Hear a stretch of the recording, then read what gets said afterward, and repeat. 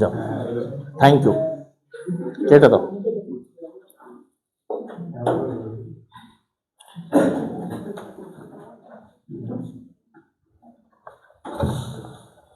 দাও, এদিকে দাও, এখানে দাও, এখানে দাও, দাও, হ্যাঁ।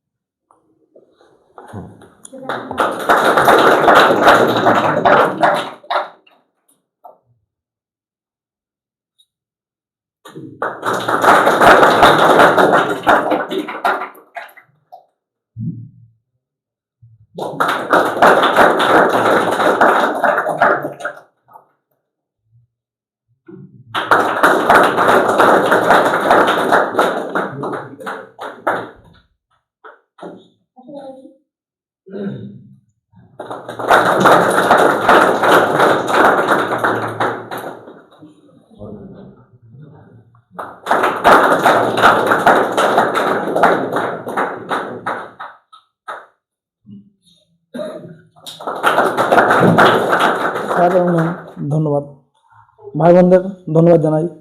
আমার নাম শেখ আব্দুল মাতিন, আমি মিশনারি ছাত্র। হয়তো তোমরা নতুন, কেউ আমার চেহারা দেখোনি, আমি আগে ছিলাম, চিনে এই বোনগুলো চিনে।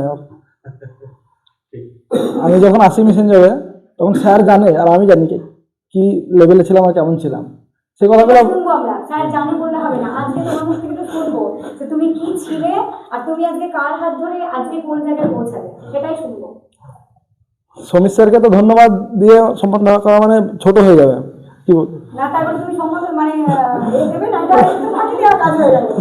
মানে সমীর স্যার যে কি, সমীর স্যার আমার গুরুদেব। শব্দগুলো আসছে সেই শব্দগুলোই দু একটা যখন আমি এখানে আসি তখন সমীর স্যার না থাকলে আমার এই পর জার্নি শুরুই হতো না, কারণ আমি এখান থেকে শুরু করেছি। আর আমি জানি আমি কি লেভেলে ছিলাম, আর সমীর স্যার জানে একদমই জিরো ছিলাম। এবং এখান থেকে পড়াশোনা শুরু হয়েছে আমার। আমি এখানে ছিলাম 2 বছর, তারপরে একটু বাড়ির অসুবিধার জন্য বাড়ি থেকে পড়াশোনা করেছি, আবার এসেছি ডাব্লিউবি পরীক্ষা দিয়ে স্যারের কাছে। তাহলে এই তোমার সামনে যারা কথা শুনছে তোমার, তুমি এদেরকে বলো এরা সবাই তোমার মতো আগামী দিন তোমার জায়গায় আসতে পারবে তো? অবশ্যই পারবে, কেন পারবে না। আমি তো সামান্য, আমার কিছুই ছিলাম না, তোমরা তো তাও অনেক কিছু এখন জানো। আমি যখন আসি এখানে তখন বিশ্বাস করবে না, আমার ভাগটাও আমার মনে হতো যে একটু কঠিন, যোগ ভাগ। হ্যাঁ, স্যার তো জানে। আমার পেছনে স্যার অনেক খেটেছিল আমাকে ডেলি। আগে এখন সেরকম হয় কি জানি না, কিন্তু আগে প্রত্যেক দিন এসে আমাকে উঠিয়ে দিত। প্রথমে বলতো উঠো, কিছু না কিছু করতে দিত, বোর্ডে পড়া ধরতোই স্যার। আর তোমার যে জীবনে কিছু করতে যাবে একটা জিনিস করতে হবে, তোমার কান বন্ধ করে রাখতে হবে। তুমি বসে থাকবে, পড়বা, পাশে কি হচ্ছে কান করা হবে না, কে কি বলছে, কে কি করছে কিছু শোনা যাবে না। কারণ একই জায়গাতে অনেক ছেলে থাকলে অনেক সমালোচনা হয়, সেটাতে তুমি যদি কান করো, তোমরা সবাই, তোমাদের সবাই বলছি, জীবন আগাতে পারবে না। আর কেউ চাইবে না, তোমার পাশের তোমার বন্ধু চাইবে না যে তুমি ওর চেয়ে এগিয়ে যাও। নিজেকে নিজের মতো হয়ে থাকতে হবে, কোনো কান করা হবে না। ভেরি গুড, মাতিন বাবুর জন্য একটা হাততালি হবে।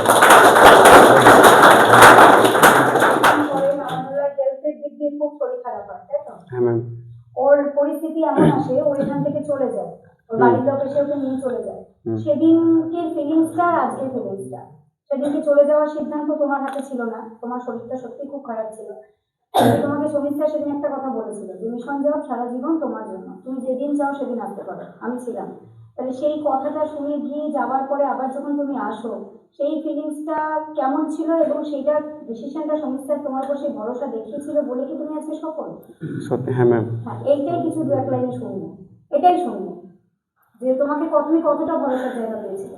আমি যখন প্রথম এখানে চলে যাই, প্রায় 6 মাস মতো হয়ে যায়, তখন স্যার বলেছিল কি বাবু তুমি যাচ্ছ ঠিক আছে, কিন্তু মনে একটা ইরাদা রাখবে যে তুমি পারবে, তোমাকে ফিরে আসতে হবে, কি তোমাকে এটা করতে হবে জিনিসটাকে, নাহলে হবে না, তোমার মা বাপের স্বপ্ন তোমাকে পূরণ করতে হবে এটা।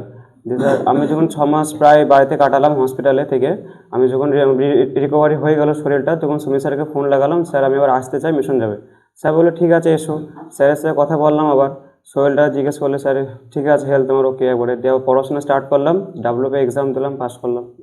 অ্যাক্সিডেন্ট তার আগেও তুমি একটা এক্সাম পাস করেছো। হ্যাঁ, জিডি পাস করেছিলাম তার আগে। দিয়ে ওটা হচ্ছে সফলতার গল্প, মানে ব্যর্থতার গল্পের সাথে সফলতা, ব্যর্থতা না থাকলে জীবনে সফল হওয়া যায় না।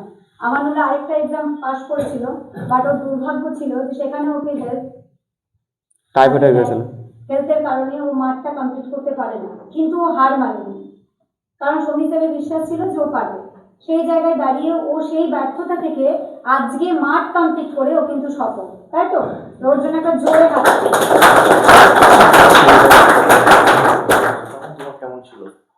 তখন তো আমি কিছুই জানতাম না। আমি ফার্স্ট টাইম যখন WPT বাড়ি থেকে পড়াশোনা করে, তো আমি তখন 12 পেয়েছিলাম নিজে পড়ে, জোরে হাত দাও। আর এখন আমি প্রায় 50+ স্কোর করেছি এবার। তো প্রথম যখন খোঁজ কিভাবে পেয়েছিল? আমি মিশনজোগে কি খোঁজ কিনেছিল?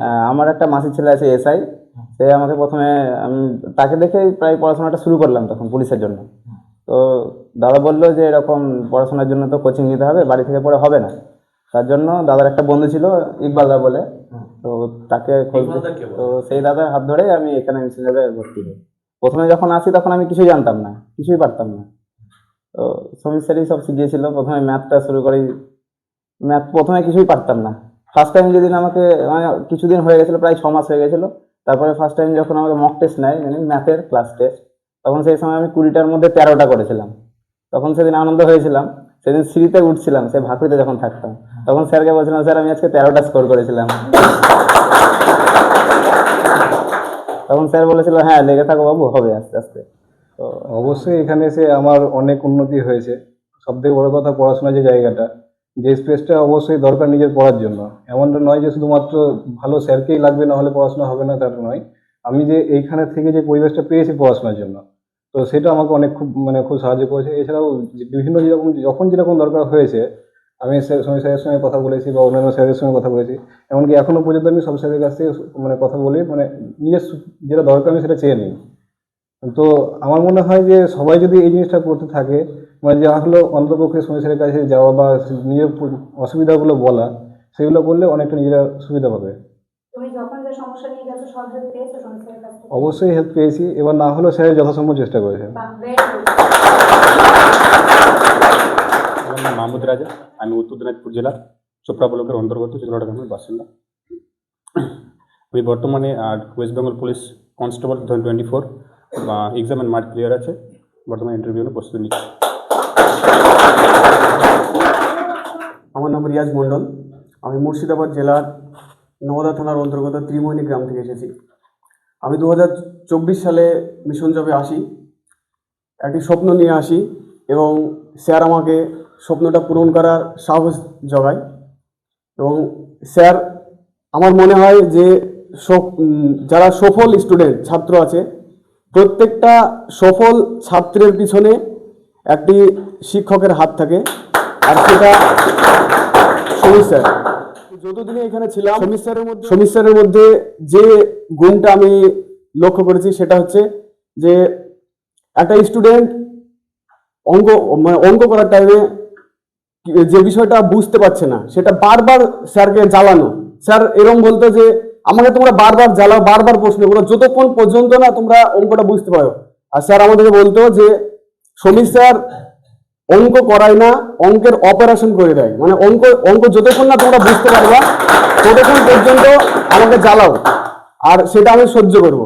স্যারের এই গুণটা আমার ভালো লাগতো। আর আমি আজ পর্যন্ত যত মাস্টারের কাছে অঙ্ক শিখেছি, সমীর স্যার আমার কাছে সব থেকে বেস্ট। আমি চাইতাম, স্যারকে অনেকবার বলছি, স্যার আপনি সব ক্লাসগুলো আপনি করান, অন্য গিয়ে মাস্টার দরকার নাই। তো স্যার বলতো এত চাপ তো নেওয়া যাবে না। আর যেটা দুর্বল, মানে আমরা যে বন্ধুগুলো আছে যারা মনে করে যে আমরা খুবই দুর্বল স্টুডেন্ট, তাদের পক্ষে বলছি, দেখো কম্পিটিটিভ এক্সামে যে তোমার মাধ্যমিক কিংবা উচ্চ মাধ্যমিক, স্যার আমার রেজাল্ট কেমন আপনি তো জানেন। আমি স্যারকে বলি, স্যার আমার তো মাধ্যমিকে একবারে রেজাল্ট নাই। স্যার আমাকে বলে যে রেজাল্টের কোনো বিষয় নাই, রেজাল্টটা কোনো ব্যাপারই নাই। আমি কম্পিটিটিভ এক্সাম 0 থেকে না, মাইনাস থেকে শুরু করি, একবারে মাইনাস থেকে শুরু করি। এবং নিয়ম মাফিক স্যাররা, তারপর আমাদের আরও যারা বন্ধুরা যারা সফল হয়েছে, তারা আমাদেরকে যে রুটিন বলে সেই রুটিন অনুযায়ী কঠোর মেহনত করি, তারপরে এখন এই পর্যন্ত আমরা পৌঁছাতে পেরেছি। আর এখানে যতগুলা ছাত্ররা দেখছো তোমরা, তাদের পিছনের মানে সফলতার পিছনে একটা কঠোর মেহনত লুকিয়ে আছে, যেটা তোমরা দেখতে পাচ্ছ না। তারা কঠোর মেহনত করেছে, তারপরে এই জায়গায় আসতে পেরেছে।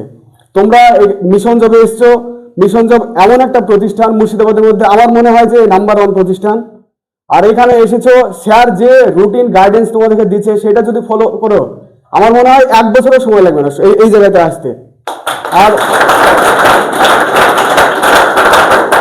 একটা কথা মনে রাখবে যে তোমার আশেপাশে আমরা যে বিষয়টা নিয়ে সবচেয়ে মাতামাতি করি, বন্ধু বান্ধব, একটা বিষয় মনে রাখবে, যখন তুমি দুর্বল হয়ে পড়বে, আর একটা বিষয় দেখবে, যখন তুমি অন্ধকারের মধ্যে যাবে, নিজের ছায়া আছে না, ছায়া তোমার সাথ ছেড়ে দিবে। আর বন্ধু তো দূরের কথা।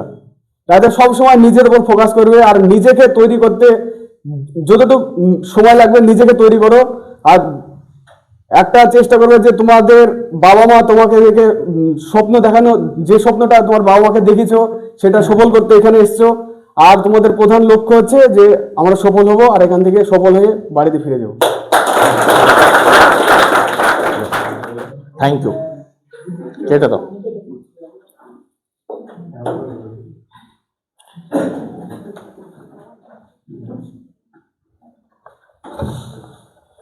দাও, এদিকে দাও, এখানে দাও, এখানে দাও, দাও, হ্যাঁ।